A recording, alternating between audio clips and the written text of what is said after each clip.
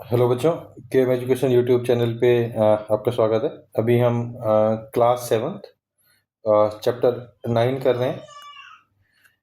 Chapter है life process in animals. ठीक है, तो पहले हम एनसीईआरटी का गो थ्रू करेंगे, फिर उसके बाद इसी का नोट्स देखेंगे। अभी चैप्टर स्टार्ट कहाँ से हो रहा है? चैप्टर स्टार्ट हो रहा है एक कोट से। ये कोट क्या कह रहा है? जब आप दोबारा खाना खाते हो, बिफोर यू ईट अगेन, अगर आपका पुराना खाना पूरा डाइजेस्ट हो गया है तो आपको कभी भी दवाई की जरूरत नहीं पड़ेगी। ठीक है, अब आ जाते हैं। अब इस चैप्टर में हम पढ़ेंगे क्या? लाइफ प्रोसेस पढ़ेंगे। कौन से प्रोसेस? न्यूट्रिशन एंड रेस्पिरेशन, और इन डिटेल। आगे आ जाते हैं। तो ये कह रहा है कि हम अगर अपने सराउंडिंग को ऑब्जर्व करें तो और नोटिस करें कि एनिमल क्या खाता है ना। तो एनिमल खाता है डिफरेंट टाइप ऑफ फूड, है ना। बीज, जो मक्खी होती है, मधुमक्खी, वो क्या खाती है? सनबर्ड्स। बीज एंड सनबर्ड्स क्या करते हैं? सक करते हैं। क्या सक करते हैं? नेक्टर ऑफ फ्लावर्स, जो फ्लावर के जूस होते हैं। इन्फेंट्स, आदमी या किसी जानवर का जो बच्चा होता है वो क्या होता है? अपने मदर मिल्क पे डिपेंड होता है। जो स्नेक्स होते हैं वो क्या करते हैं? स्वेलो करते हैं, निगलते हैं किसी चीज को। और जो एक्वाटिक एनिमल, जो पानी में रहने वाले एनिमल होते हैं, वो क्या करते हैं? जो छोटे छोटे फूड पार्टिकल पानी में फ्लो कर रहे होते हैं उसको फिल्टर करके खा के जीते हैं। ठीक है, अब अगर एनिमल्स की बात करें, एनिमल्स किस कैटेगरी का? ह्यूमन कैटेगरी का, है ना। एनर्जी कहाँ से लेगा? फूड से। किससे लेगा? फूड से। और बाकी जितने लाइफ प्रोसेसेस हैं वो परफॉर्म करेगा। लाइफ प्रोसेस जैसे कि चलना, है ना, उसके बाद स्लीप, उसके बाद थिंकिंग, वॉचिंग, है ना। और हम जो फूड कंज्यूम करते हैं, एनिमल कंज्यूम फूड, वो कॉम्प्लेक्स कंपोनेंट आता है। क्या कौन कौन सा कंपोनेंट होता है? कार्बोहाइड्रेट, प्रोटीन एंड फैट, है ना। कौन सा कंपोनेंट होता है? Carbohydrate, protein and fat. ये कॉम्प्लेक्स फूड कंपोनेंट को हमें सिंपल फॉर्म में ब्रेक डाउन करना होता है, तभी हम इसको यूटिलाइज कर सकते हैं। ठीक है, अभी कॉम्प्लेक्स फूड कंपोनेंट को सिंपल सब्सटेंस में ब्रेक डाउन करना वो कैसे होगा? एक लॉन्ग एलिमेंट्री कैनाल नाम की ट्यूब है बॉडी में।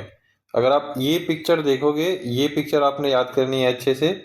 तो माउथ से, है ना, माउथ से अप टू एनस, है ना, जो ये पाइप हमारी फॉलो कर रही है, ये जो आप एक पाइप देख रहे हो, यहाँ से जो पूरा पाथवे है, पूरा रास्ता जो है, एंट्री से एग्जिट तक पूरा रास्ता बॉडी का, इसको आप क्या बोल रहे हो? एक, क्या बोल रहे हो? Alimentary canal. क्या बोलते हैं? Alimentary canal. स्टार्ट कहाँ से होगा इसका? माउथ से। एंड कहाँ पे होगा? एनस में। ठीक है, इस चैप्टर, इस इमेज पे हम बार बार आएंगे। ठीक है, अब यहां तक जो है हमारा, एक बार नोट्स देख लेते हैं इसका। तो सबसे पहला क्या है? जो भी हम फूड ले रहे हैं, तीन कंपोनेंट तो उसमें है ही। कार्बोहाइड्रेट है, प्रोटीन है, फैट्स। उसके बाद उसमें वाइटामिन्स एंड मिनरल्स भी होंगे, बट डाइजेशन के लिए ये तीन कंपोनेंट है मेन: कार्बोहाइड्रेट, प्रोटीन और फैट। ये तीन कंपोनेंट मैं क्यों लिख रहा हूँ यहाँ पे? क्योंकि इन कंपोनेंट को डाइजेशन प्रोसेस में ब्रेक डाउन करना पड़ेगा ताकि बॉडी उसको यूटिलाइज कर सके। सीधा बॉडी आपके कार्बोहाइड्रेट को यूटिलाइज नहीं कर सकता, तो ब्रेक डाउन करेगा तो क्या बन जाएगा? कार्बोहाइड्रेट जो है वो ग्लूकोज बन जाएगा ब्रेक डाउन के बाद। प्रोटीन क्या बन जाएगा? प्रोटीन बन जाएगा अमीनो एसिड। फैट क्या बन जाएगा? फैट बन जाएगा फैटी एसिड। ठीक है, अब जो आपके लिए याद करने वाली चीज है वो क्या है? जो कॉम्प्लेक्स फूड को ब्रेक डाउन करने का प्रोसेस होता है, किसमें? कॉम्प्लेक्स फूड कंपोनेंट को सिंपल वन में। इस प्रोसेस को आप क्या बोलते हो? डाइजेशन, है ना। डाइजेशन स्टार्ट कहाँ से होता है? माउथ से। और एंड कहाँ से होता है? एनस में, है ना। अब जो लॉन्ग ट्यूब है, जो लॉन्ग ट्यूब कनेक्ट करता है किसको, माउथ टू एनस, जहाँ पे डाइजेशन एक्चुअली में होता है उसको क्या बोलते हो आप, एलिमेंट्री कैनाल। उस ट्यूब को क्या बोलते हैं, एलिमेंट्री कैनाल। जो रेड वाला पार्ट है और ये वाला पार्ट है ना, ये वाला पार्ट, ये हमने याद रखना है, ठीक है। अब आ जाते हैं अगले टॉपिक पे। अब क्या कह रहा है कि जो पहला हम देख रहे हैं, पहला क्या देख रहे हैं, न्यूट्रिशन इन एनिमल में पहला टॉपिक क्या देख रहे हैं, डाइजेशन इन ह्यूमन बीइंग, कि ह्यूमन बीइंग्स में डाइजेशन कैसे होता है ना। तो सबसे पहले ये स्टार्ट कहाँ पे होता है, स्टार्ट कहाँ पे होता है, माउथ कैविटी। स्टार्ट कहाँ पे होता है, माउथ कैविटी, है ना, जहाँ से आप फूड इन करते हो, ठीक है। अब माउथ कैविटी में टीथ, टीथ क्या काम करेगा, टीथ जो है फूड को ब्रेक डाउन करेगा किसमें, स्मॉलर पीसेस में, जिसको आप क्या बोलते हो, या तो क्रशिंग बोलोगे या क्या बोलोगे, च्यूइंग बोलोगे। क्या बोलोगे, च्यूइंग, CHEWING, है ना। इस प्रोसेस, ये प्रोसेस क्या है, फूड की कोई केमिकल प्रॉपर्टी तो चेंज नहीं हो गई, इसलिए इसको बोलते हैं मैकेनिकल डाइजेशन। क्या बोलते हैं, मैकेनिकल डाइजेशन, ठीक है। अब अब ये कह रहा है कि अगर आप देखो तो जब कहते हैं ना बचपन में क्या सुनते हैं कि भाई बढ़िया खाना याद करके पानी आ गया मुंह में, उसको क्या बोलते हो आप, सलाइवा। क्या बोलते हो, सलाइवा। अब सलाइवा भी एक लेवल का डाइजेशन करता है, नॉट मैकेनिकल बट केमिकल। ये आपके टंग के नीचे से रिलीज होगा और ये क्या करेगा, आपके कार्बोहाइड्रेट को एक लेवल का ब्रेक डाउन कर देगा, किसमें, शुगर में।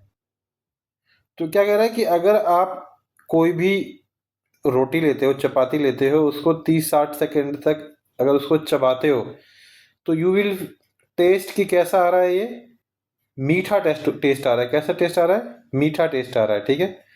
तो ये क्यों होता है, क्योंकि सलाइवा जो है डाइजेस्टिव जूस कंटेन करता है, जो स्टार्च या फिर कार्बोहाइड्रेट बोलो, उसको किस में कन्वर्ट कर देगा, शुगर में। किस में कन्वर्ट कर देगा, शुगर में, ठीक है।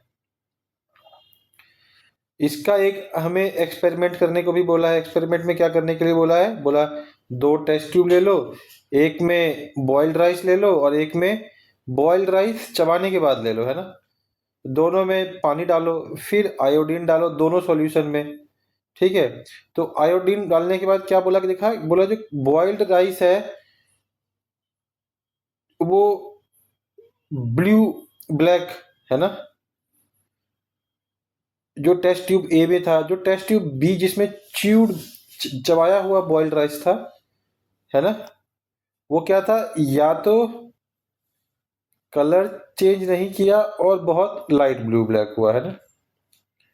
अब कह रहा है आयोडीन ब्लू ब्लैक कलर कब देगा, जब स्टार्च के साथ रिएक्ट करेगा। बट जो चबाया हुआ खाना है उसने क्या किया, स्टार्च को शुगर में कन्वर्ट कर दिया। इसका मतलब ये हुआ कि जब आप, जो आपका सलाइवा है वो स्टार्च को या कार्बोहाइड्रेट को शुगर में कन्वर्ट कर देता है, ठीक है। फिर कह रहा है अगर आपने चबाने का टाइम और बढ़ा दिया और ज़्यादा टाइम चबाया तो जो आपका लगभग लगभग सारा स्टार्च है वो शुगर में कन्वर्ट हो जाएगा। और फिर अगर आप उस चबाए हुए खाने के साथ रिएक्शन करके देखोगे आयोडीन का, तो कलर चेंज ही नहीं होगा। मतलब जितना देर चबाओगे उतना हल्का कलर चेंज होगा। अब इसका मतलब क्या है, जितना ज़्यादा आप चबाओगे उतना ज़्यादा मुंह में ही आपका कार्बोहाइड्रेट कंपोनेंट ब्रेक डाउन हो जाएगा। तो पेट के, बॉडी के बाकी कंपोनेंट को कम काम करना पड़ेगा कार्बोहाइड्रेट के लिए, ठीक है। अभी फिर लिख दिया इसने क्या, breaking down complex food component into simple form is called digestion. मैंने आपको ऑलरेडी नोट्स में बता दिया ये, है ना। अब अगला देखते हैं, माउथ में टीथ ने अपना काम कर दिया, टंग ने अपना काम कर दिया सलाइवा के थ्रू, है ना। अब उसके बाद जो है एक और चीज बोला है, सलाइवा जो है खाली डाइजेशन में नहीं हेल्प करता, ये खाने को मॉइस्ट कर देता है, मॉइस्ट, है ना, नमी डाल देता है ताकि वो फूड पाइप जो होता है ना मुंह के बाद वाला, उसमें और निगलने में आसानी हो, है ना। और टंग एक और काम करता है, क्या काम करता है, खाने को मिक्स करता है, ठीक है। अब फिर उसके बाद फूड कहाँ जाएगा निकल के, माउथ से पास होके जाएगा माउथ से लेके स्टमक के बीच में एक पाइप है जिसको आप क्या बोलते हो, है ना? या तो फूड पाइप बोलोगे या फिर क्या बोलोगे, ओएसोफेगस। क्या बोलोगे? ओएसोफेगस, ठीक है। और ये कैसे पास होगा? The wall of the food pipe gently gently gently मतलब धीरे धीरे, कॉन्ट्रैक्ट एंड रिलैक्स मतलब सिकुड़ेगा और रिलैक्स होगा, सिकुड़ेगा और रिलैक्स होगा, और उससे क्या होगा फिर आपका फूड जो है नीचे की तरफ ट्रेवल करेगा। कैसे होता है देखो, यहाँ पे फूड है, ऊपर वाला पार्ट क्या होगा, कॉन्ट्रैक्ट होगा, फूड नीचे जाएगा। फिर जब फूड यहाँ पे आएगा तो ऊपर वाला पार्ट क्या होगा, कॉन्ट्रैक्ट होगा, फूड और नीचे आएगा। फिर जब फूड यहाँ आ गया तो ऊपर वाला पार्ट क्या होगा, कॉन्ट्रैक्ट होगा, फूड और नीचे आ जाएगा। इससे क्या होगा, आपका खाना माउथ से लेके स्टमक तक ट्रेवल करेगा। अब इसमें एक खास बात यह है कि आप ये खाना हमेशा माउथ से लेके स्टमक तक ही जाएगा, चाहे आप सीधा बैठ के खाओ, चाहे आप लेट के खाओ, चाहे आप उल्टा होके खाओ, है ना? तो इस वन डायरेक्शनल मूवमेंट को क्या बोलते हैं, पैरास्टिलिक मूवमेंट। क्या बोलते हैं, पैरास्टिलिक मूवमेंट। वो इस बुक में नहीं है, ठीक है। अब आगे आ जाते हैं। अगला कंपोनेंट हमारा क्या है, अगला कंपोनेंट क्या है हमारा, स्टमक, ठीक है। तो स्टमक जब अच्छे से खाना चबा लिया, चबाने के बाद खाना पेट में गया, तो सीक्रेशन मतलब एक लिक्विड सीक्रेट होगा पेट की इनर वॉल से। जैसे ये आपका है ना, पेट है, तो जो इसके इनर वॉल्स हैं, इनर वॉल्स, उससे एक लिक्विड सीक्रेट होगा, है ना? लिक्विड बोलो या जूस टाइप का थिक लिक्विड सीक्रेट होगा, ठीक है। ये क्या करेगा, तीन चीज होगी इसमें। सबसे पहला क्या होगा, एक तो डाइजेस्टिव जूस, फिर क्या होगा, एसिड होगा, और फिर क्या होगा, म्यूकस होगा। तीनों जूस का अपना अपना काम है, वो काम समझते हैं अभी, है ना? तो डाइजेस्टिव जूस क्या करेगा, प्रोटीन को ब्रेक डाउन करेगा, किसमें, सिंपलर कंपोनेंट में। किसमें, सिंपलर कंपोनेंट में। किसको ब्रेक डाउन करेगा, प्रोटीन को। ये कौन करेगा, डाइजेस्टिव जूस। तो इन तीन में से एक का काम तो पता चल गया, तो फिर एसिड क्यों बैठा है ना? तो एसिड क्या करता है, एसिड जो है, जब तक एसिडिक इन्वायरमेंट नहीं होगा तो डाइजेस्टिव जूस काम नहीं करेगा, ठीक है। तो और प्लस क्या करता है, बहुत सारे बैक्टीरिया को खत्म करता है।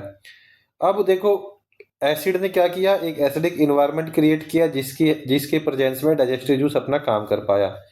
अब म्यूकस का क्या काम है, म्यूकस कहता है कि अगर एसिड आपके पेट के टच में आ गया, ये एसिड कौन सा होता है, हाइड्रोक्लोरिक एसिड, बहुत ही स्ट्रॉन्ग एसिड होता है ना? तो ये स्किन को आपको जला सकता है, ऊपर के स्किन को भी, अगर आपकी उंगली में टच हो जाए तो उसको बर्न कर सकता है। तो अगर पेट में रहेगा तो पेट भी बर्न हो जाएगा। तो म्यूकस क्या करेगा, म्यूकस एक इनर लाइनिंग, ये लाइनिंग जो है ना, यहाँ पे एक लेयर बना लेगा। लेयर क्या बना लेगा, लेयर बना लेगा। ये लेयर से क्या करेंगे हम, हमारे जो स्टमक के वॉल्स हैं उसको प्रोटेक्ट करेगा, है ना? तो ये क्या करेगा, प्रोटेक्ट करता है लाइनिंग फ्रॉम एसिड, है ना? और ये प्रिवेंट क्या करेगा, डैमेज को प्रिवेंट करेगा, कोई डैमेज ना हो बॉडी में, ठीक है। और ये एक फैस्किनेटिंग फैक्ट है कि कैसे, मतलब हमने समझा कि स्टमक काम कैसे करता है, ठीक है। तो 1822 में कोई एक बंदा था, एलेक्सिस सेंट मार्टिन, है ना? उसके पेट में गोली लग गई, उस डॉक्टर ने उसको ट्रीट किया, उसकी घाव कभी भी पूरा भरा नहीं, है ना? तो उसके पेट में एक छोटा सा छेद रह गया, जिसको स्टडी करके हम समझ पाए कि खाना पेट में डाइजेस्ट कैसे होता है, ठीक है। अब पेट ने तो अपना काम कर दिया, है ना? पेट ने क्या कर दिया, पेट ने प्रोटीन को ब्रेक डाउन कर दिया, है ना? ब्रेक डाउन क्या किया, पूरा कंप्लीट ब्रेक डाउन नहीं हुआ, ऐसा पॉसिबल नहीं है कि स्टमक में सारा का सारा प्रोटीन जो है अमीनो एसिड में कन्वर्ट हो जाए। अब ठीक है, माउथ से तो खाना गया, किस में गया, स्टमक में गया। स्टमक के बाद बारी किसकी आई, स्मॉल इंटेस्टाइन की। स्मॉल इंटेस्टाइन के बगल में दो चीज खड़ी, दो ऑर्गन है, कौन कौन से हैं, एक लीवर है और एक पेंक्रिया है। क्या क्या है, एक लीवर है और एक पेंक्रिया है ना? तो स्टमक को क्या मिला, स्टमक को, सॉरी, स्मॉल इंटेस्टाइन को क्या मिला स्टमक से, पार्शियली डाइजेस्टेड फूड मिला, जो कि मूव हुआ किसमें, स्मॉल इंटेस्टाइन में, है ना? स्मॉल इंटेस्टाइन लगभग 6 मीटर लंबा है। 6 मीटर मतलब ये समझो कि 2 बिल्डिंग के बराबर, है ना?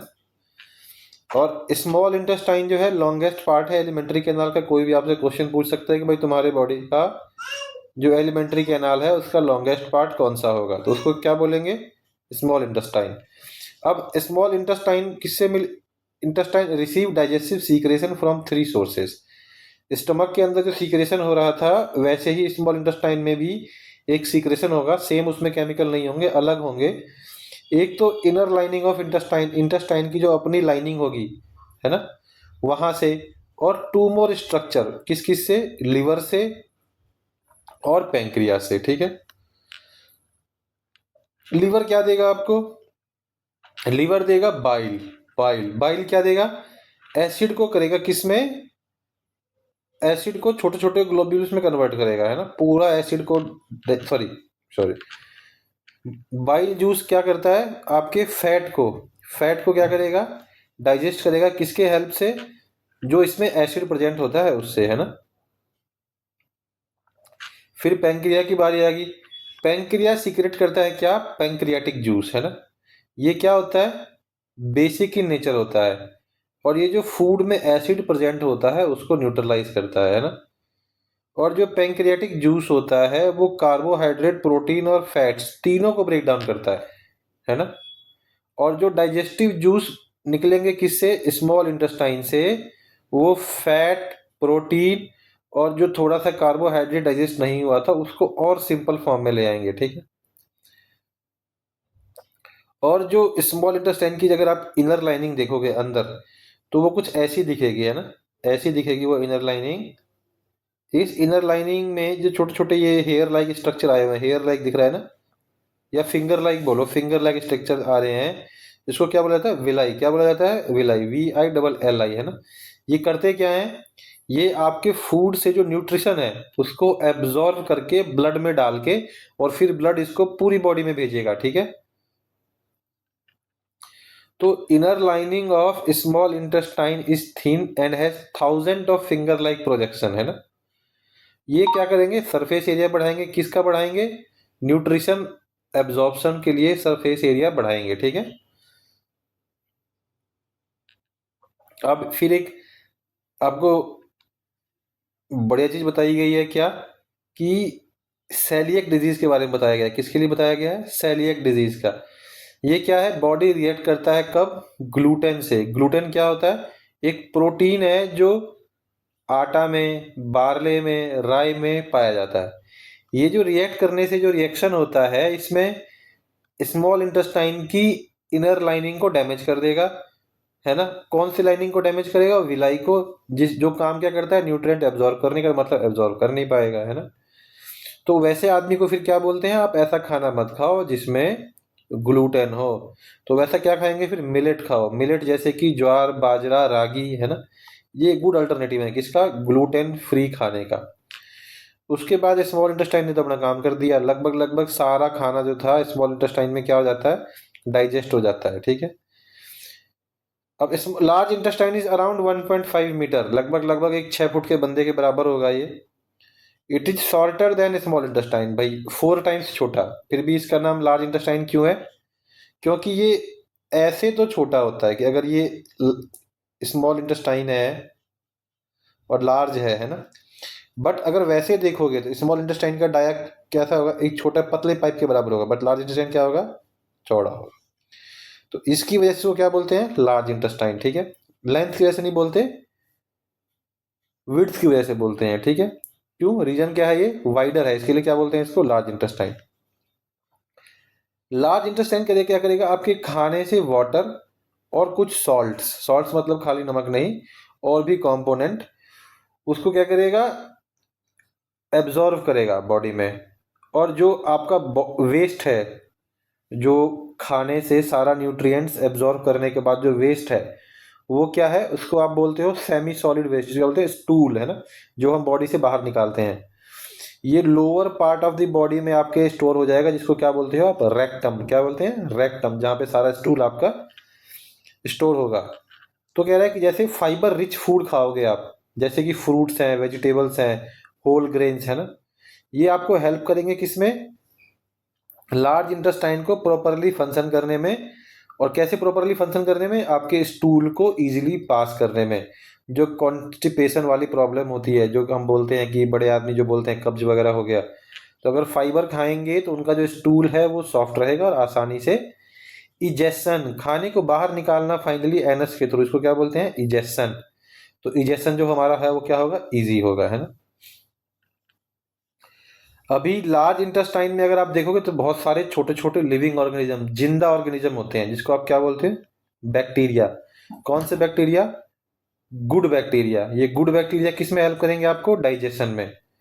ये क्या करते हैं, हाँ तो ये क्या करते हैं, ये ब्रेक डाउन करते हैं। ब्रेक डाउन किसको करते हैं, अनडाइजेस्टेड फूड को, स्पेशली किसको, फाइबर को,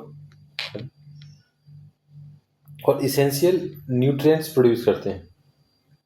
अगर फाइबर रिच फूड की बात करें तो कौन कौन से फूड, स्पेशली फर्मेंटेड फूड, जैसे दही हो गया, बटर मिल्क हो गया, श्रीखंड हो गया, कांजी हो गया, पिकल्स हो गया, गुंडरक हो गया, पोयता भात हो गया, है ना। अब अगले पार्ट में देखें तो कह रहा है कि क्या सारे जानवर, जितने जानवर हैं, सारे एनिमल्स बोले हैं, क्या वो सेम तरीके से खाना डाइजेस्ट करते हैं जैसे ह्यूमंस करता है।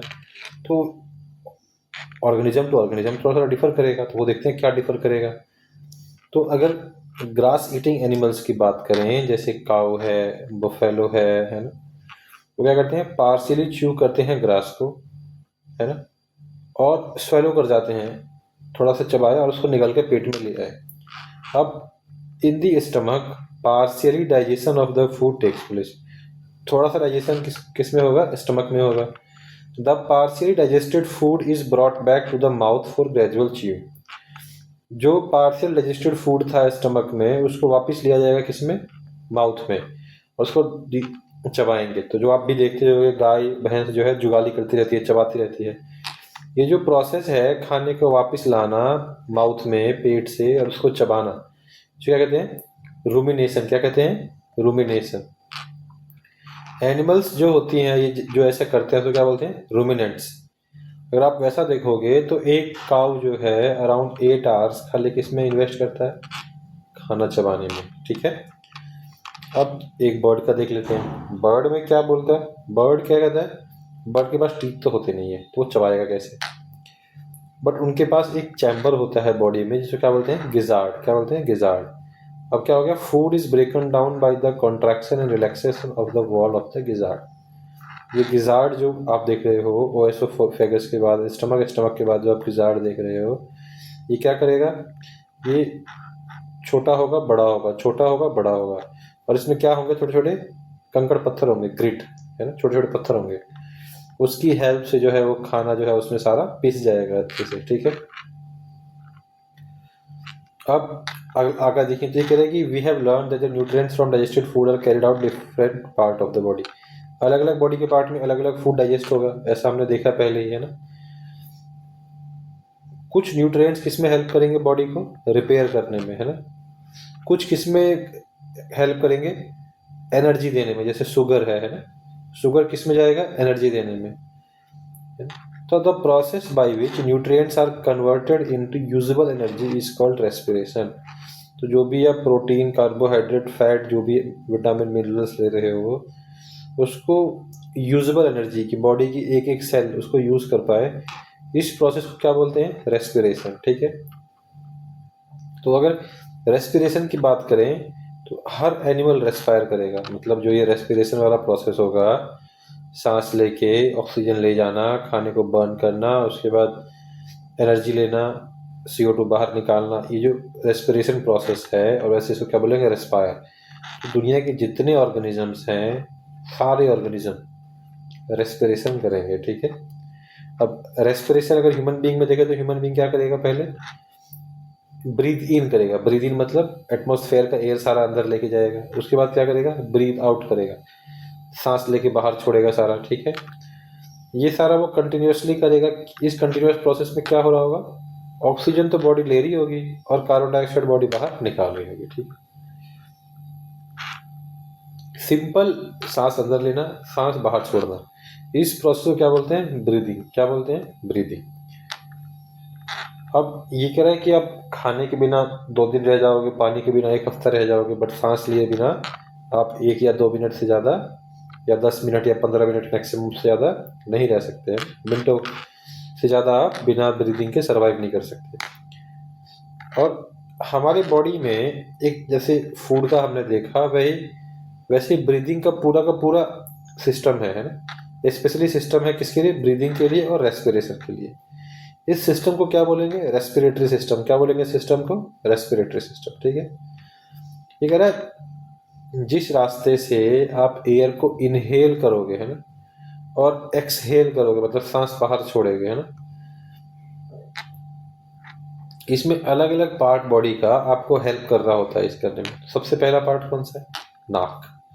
तो उसको क्या बोलेंगे? नॉस्ट्रिल, है ना, जो आपके छेद है जिससे आप सांस अंदर लेते हो। नॉस्ट्रिल से कहाँ तक जाएगा सारा आपका? लंग तक एक पाइप होगा जो जोड़ेगा, है ना। इसको क्या बोलेंगे? नसल पैसेज। क्या बोलेंगे? नसल पैसेज, है ना।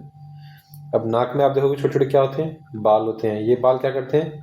डस्ट को ट्रैप करने में काम आते हैं, तो ताकि हमारे लंग्स में साफ हवा जाए। ठीक है। अब एयर जो है हमारे लंग्स में जाएगी थ्रू द विंड पाइप। ये विंड पाइप कितने होंगे? 2 ब्रांच बन जाएंगे। 2 लंग्स होते हैं तो 2 ब्रांच बन जाएंगे। ठीक है। और दोनों के दोनों लंग्स में आपका जो है एयर एंटर होगा। ठीक है। अब एक एक्सपेरिमेंट करने के लिए आपको बोला है कि क्या बोला है कि एक यहाँ से अच्छे से कॉर्क से सील कर दिया बोतल को, नीचे से काट दिया, उसमें एक रबड़ लगा दिया, और 1 से 2 करके एक पाइप को, और यहाँ तक बलून 2 लगा दिए। जब कह रहे हैं इसको आप नीचे खींचोगे तो बलून फूल जाएगा, जब इसको आप ऊपर छोड़ दोगे तो ये बलून मतलब पिचक जाएगा। ये क्या बोल रहा है? ऐसे ही आपका बॉडी काम करता है। ठीक है। ये आपका बॉडी का ऐसे ही दिखा है, ये डायफ्राम है। इसको आप जब नीचे खींचोगे तो लंग फूलेगा पूरा। जब आप एयर अंदर लेते हो तो डायफ्राम नीचे जाता है और पूरा लंग फूलता है आपका। और जब आप सांस छोड़ोगे तो डायफ्राम ऊपर जाएगा और लंग्स आपके क्या होंगे? कॉन्ट्रैक्ट होंगे। ठीक है। ये डायग्राम याद रखना। क्या कह रहा है कि इसी प्रोसेस से जो है आपका ब्रीदिंग कंप्लीट होता है। और जो हमने ऊपर एक्सपेरिमेंट देखा था उसमें बलून क्या थे? लंग्स थे, और रबड़ जो नीचे लगा हुआ था टेबल के वो क्या था? डायफ्राम। ठीक है। अब अगर हम वैसे देखें तो हमारे कल्चर में, पुराने कल्चर में प्राणायाम, है ना, मतलब सांस लेने के अलग अलग आयाम तरीके, ये बहुत ज़्यादा मेंशन्ड है। और इससे हमारा क्या होता है? हेल्थ, माइंड, है ना, कंसंट्रेशन, ये बहुत ज़्यादा इम्प्रूव होती है। और भी अलग अलग कल्चर है इंडिया में, अलग अलग जगह पे, जहाँ पे ब्रीदिंग रिलेटेड प्रैक्टिसेस लिखे गए हैं। फिर एक एक्सपेरिमेंट किया गया है। क्या किया गया है? एक ट्यूब लिया, उसमें लाइम वाटर डाला, उसमें क्या डाला? नॉर्मल एयर से जो हवा है नॉर्मल एटमॉस्फेयर में वो डाला। एक लिया, उसमें क्या किया? फूंक मारा। तो जिसमें फूंक मारा उसमें क्या हुआ? मिल्की वाइट हो गया। मिल्की वाइट हो गया मतलब क्या हो गया? कि हमने जो फूंक मारा है उसमें CO2 ज़्यादा होगा तो लाइम के साथ CO2 रिएक्ट करेगा और मिल्की वाइट सॉल्यूशन बन जाएगा। एटमॉस्फेयर में जो है वो CO2 बहुत कम है, तो ये बहुत कम कलर या ना के बराबर कलर चेंज करेगा। ठीक है। अब इस एक्सपेरिमेंट से वो क्या बताना चाह रहा है कि जो आप एयर छोड़ते हो उसमें ज़्यादा कार्बन डाइऑक्साइड होता है एज कंपेयर टू जो आप एयर लेते हो। ठीक है। लंग्स के अंदर का स्ट्रक्चर आपको दिखा रहा है। क्या दिखा रहा है? एलिवोलाई दिखा रहा है। एलिवोलाई क्या है? छोटे छोटे ब्लड वेसल का काम क्या होता है? The alveoli have wall surrounded by fine tubes containing blood. इसके आसपास क्या होंगे? छोटे छोटे ट्यूब्स होंगे जो में ब्लड सर्कुलेट हो रहा होगा। ब्लड क्या करेगा? ब्लड का काम क्या है? ट्रांसपोर्टेशन का। पूरे बॉडी में ऑक्सीजन लेके जाएगा, फिर जब बॉडी के सारे पार्ट उसको ऑक्सीजन यूज करके कार्बन डाइऑक्साइड देंगे, सबको लेके फिर वापस पूरे बॉडी में से लंग्स में लेके आएगा। फिर वो लंग्स से हम क्या करेंगे? एक्सहेल करेंगे तो बाहर एयर छोड़ देंगे। ठीक। क्या कह रहे हैं? जब हम फूड को लेते हैं तो फूड लेते हैं तो पूरा जो हमारा बॉडी का काम है डाइजेस्टिव सिस्टम का, वो क्या करता है? कार्बन डाइऑक्साइड को ग्लूकोज में कन्वर्ट कर देगा, सिंपल ग्लूकोज में। फिर वो ग्लूकोज ब्रेक डाउन हो जाएगा किसमें? एनर्जी में। इस प्रोसेस को क्या बोलते हैं? रेस्पिरेशन। और सबसे इंपॉर्टेंट क्या दिया था आपको, एक रिएक्शन दिया है, ग्लूकोज प्लस ऑक्सीजन क्या बन गया, कार्बन डाइऑक्साइड, वाटर और एनर्जी, है ना। एनर्जी बॉडी यूज कर लेगी, वाटर आप बाहर निकाल दोगे और कार्बन डाइऑक्साइड जो है वो एटमॉस्फेयर में निकाल दोगे नोज के थ्रू, है ना।